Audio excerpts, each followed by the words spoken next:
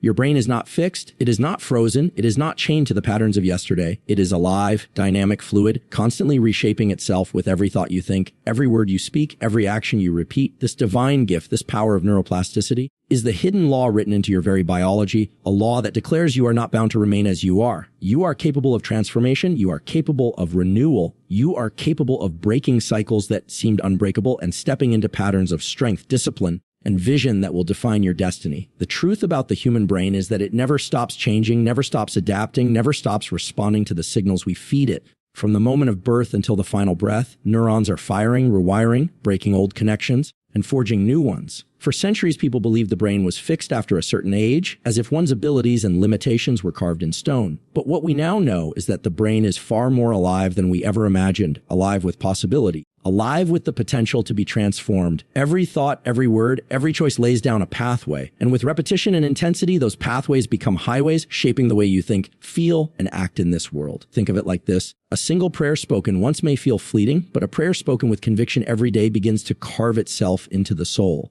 The same principle applies to the brain. When you repeat an action, when you focus with intensity, you are engraving that behavior into the very circuits of your nervous system. It is as though you are sculpting clay, and every repetition is another stroke of the hand that molds the vessel of your future. If you allow fear, doubt, or destructive habits to take the stage again and again, the brain learns to strengthen those patterns. But if you stand in faith, if you choose discipline, if you repeat what aligns with your higher calling, then the brain begins to favor those circuits, reinforcing strength, courage, and resilience. This is why small actions done with consistency carry enormous power. Just as Scripture teaches that faith without works is dead, so too is potential without practice. The brain is not changed by good intentions alone. It is changed by repetition and intensity. By taking the same step day after day, even when the feelings waver, even when the body resists, even when the world distracts. The circuits of laziness weaken and the circuits of strength grow. The patterns of distraction are pruned away and the patterns of focus are strengthened. What you do repeatedly becomes not just what you do, it becomes who you are. There is something divine in this design. It means no one is bound forever to the mistakes of their past. It means no one is condemned to remain the same.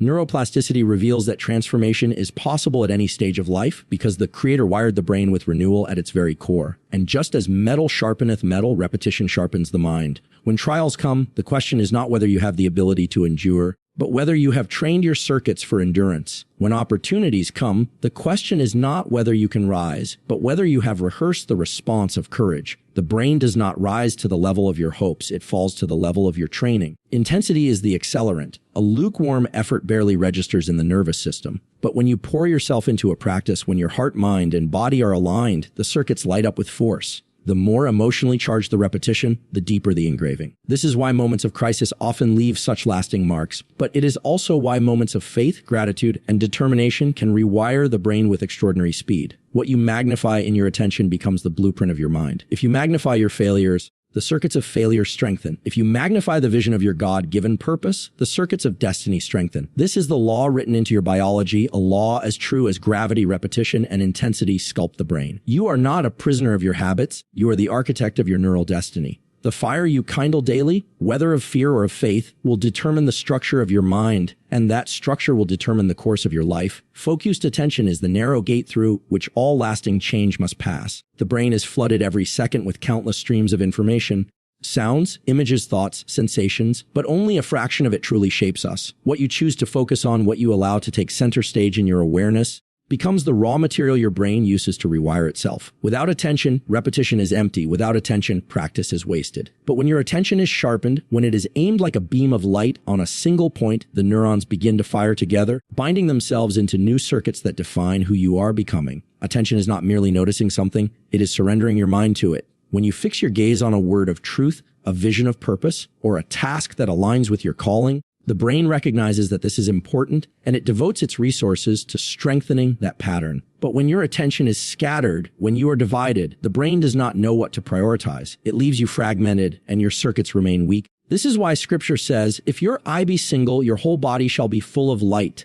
Focused attention is a spiritual and biological law. It fills you with power because it commands the very wiring of your brain to align with what you are beholding. The world competes constantly for your focus. Notifications, noise, temptation, fear. All of it cries out for a piece of your awareness. But you cannot serve two masters. The brain will not rewire itself toward success if you are feeding it with distraction. You must choose moment by moment what to magnify. If you magnify obstacles, the circuits of defeat grow stronger. If you magnify your purpose, the circuits of faith and resilience grow stronger. Attention is the lever by which you lift your life. Wherever it rests, the brain builds. The power of attention is multiplied when paired with emotion. If you attend to something with indifference, the signal is faint. But if your heart burns with belief, if your spirit is stirred with urgency, the circuits engrave deeply, as if carved in stone. That is why moments of clarity, moments of worship, moments of intense focus carry such transformative weight. They are not just experiences, they are rewiring sessions, etching new possibilities into the very flesh of your nervous system. To train your brain for success, you must guard your focus as a sacred offering. Do not squander it on the trivial. Do not waste it on the fleeting. Do not scatter it on the noise of the world. Discipline your gaze. Choose to direct it toward the practices, the visions, the words, and the actions that align with your higher calling. For where your attention dwells, there your brain is rewired, and where your brain is rewired, there your destiny is shaped. Stress is often seen as the enemy, but in truth it is a double-edged sword, capable of destruction or transformation depending on how it is harnessed. The human nervous system was designed to respond to challenge with heightened awareness, increased energy, and sharpened senses. When you face difficulty, the body releases powerful chemicals that prepare you for action, and the brain enters a state where learning and change can occur at accelerated rates. This is why some of the most defining moments of life are born in the furnace of pressure, because stress, when guided, becomes the catalyst for growth. But unmanaged stress is like fire without a boundary. Left unchecked, it consumes focus, corrodes the mind, and weakens the body. Chronic worry, fear, and relentless pressure cause the circuits of anxiety to thicken, embedding patterns of helplessness. The brain, instead of becoming sharper, becomes trapped in cycles of reactivity. Stress is not inherently evil, but when it is allowed to dominate without purpose, it leads to chaos. Yet when you take that same energy, that same fire, and channel it into deliberate practice, prayer, or disciplined action, the very force that could destroy you becomes the force that builds you. There is a reason trials are called refining fires. Under pressure, gold is purified. Under challenge, character is formed. The brain responds in the same way. In moments of stress, the circuits are open to change. They are malleable, pliable, waiting to be shaped. If in those moments you surrender to despair, the brain encodes despair. But if in those moments you choose courage, if you breathe deeply and press forward with faith, the brain encodes strength. Stress becomes the sculptor, and you decide the form. This is why some breakthroughs only come after seasons of struggle. Easy times rarely rewire the nervous system because comfort does not demand adaptation. But adversity presses the system into action, forcing the brain to break old patterns and build new ones. What feels like breaking is often the making of something greater. Every wave of stress carries within it the possibility of destruction or the possibility of transformation, and the deciding factor is not the stress itself, but the spirit with which you face it. To treat stress as an enemy is to reject one of the greatest tools of neuroplasticity. Instead, it must be embraced as a signal, a call to rise, an opportunity to encode new strength into the very fabric of your being. The heart may race,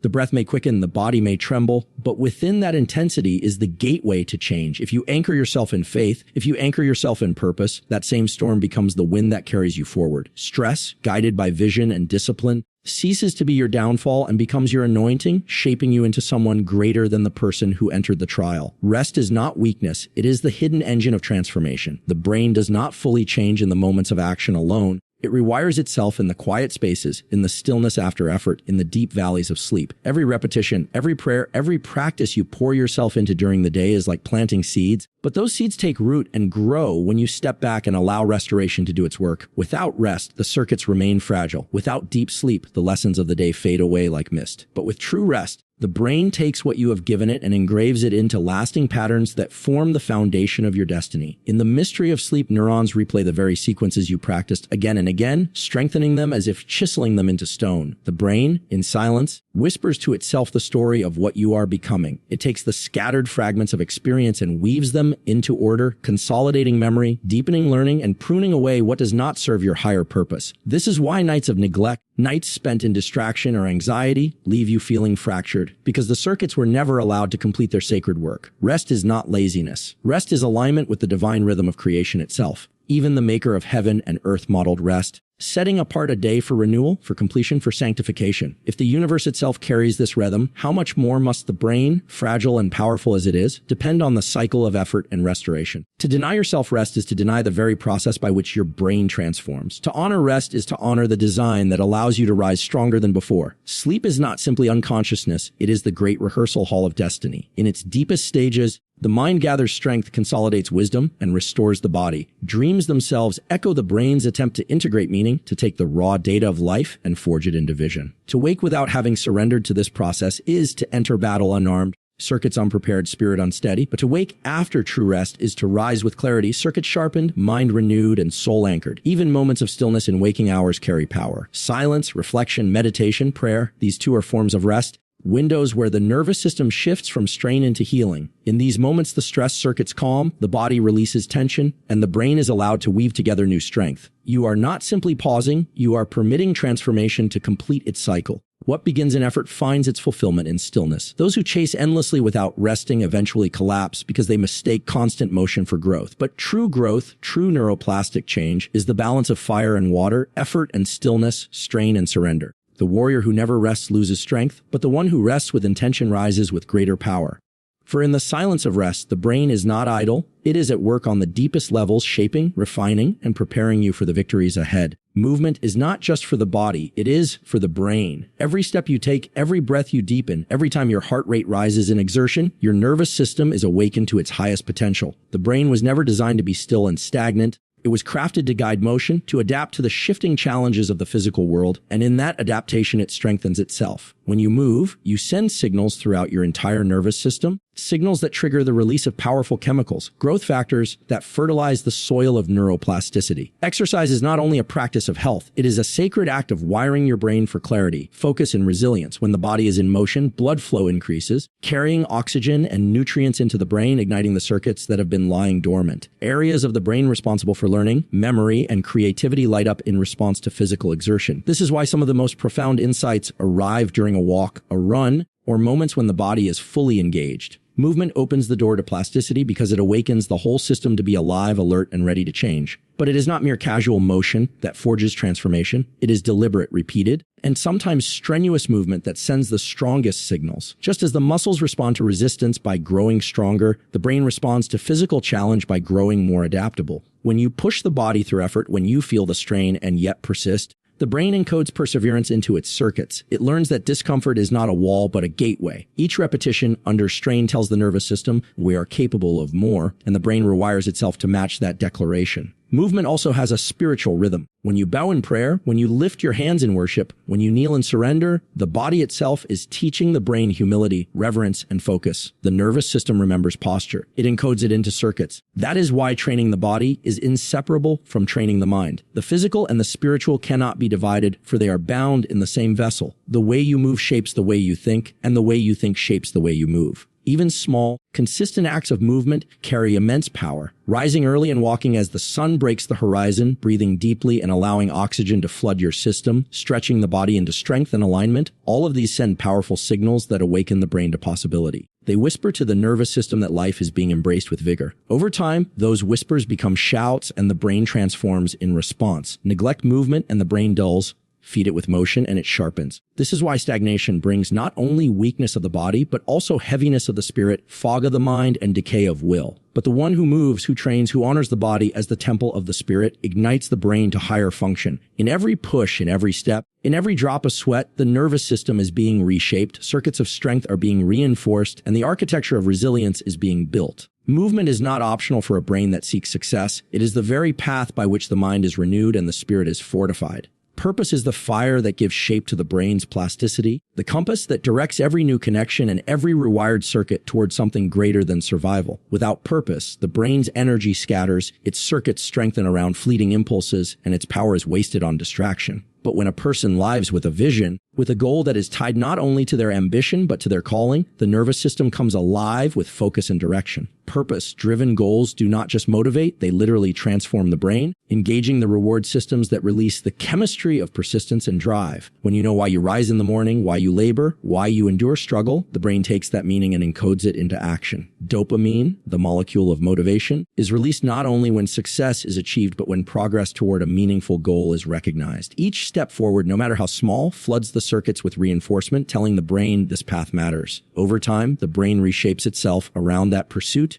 pruning away what is unnecessary and fortifying what draws you closer to the vision you carry. Purpose makes discipline possible because it transforms sacrifice into worship, the hours of practice, the rejection of comfort, the resistance against temptation. Without purpose, they feel like chains, but with purpose, they feel like offerings, and the brain, in turn, encodes this association. Circuits of perseverance grow stronger, circuits of distraction wither, and the entire nervous system is bent toward the fulfillment of that mission. Even in hardship, purpose transforms pain into power. When trials press in, when resistance mounts, a purpose-driven brain does not interpret stress as defeat, but as fuel. The very chemistry of struggle is rewritten when you know your why. Instead of despair, the circuits of faith and determination are reinforced. Instead of collapse, resilience is born. This is why those who walk with vision endure storms that would break others, because their brain is not only reacting, it is rewiring itself through every challenge to align with destiny. Purpose-driven goals also lift the mind beyond the self. When what you pursue is tied to service, to legacy, to something larger than your own comfort, the brain's reward systems ignite with even greater power. Altruism, meaning sacrifice for others, these magnify neuroplasticity because they unite biology with spirit. The nervous system recognizes that this is not ordinary effort.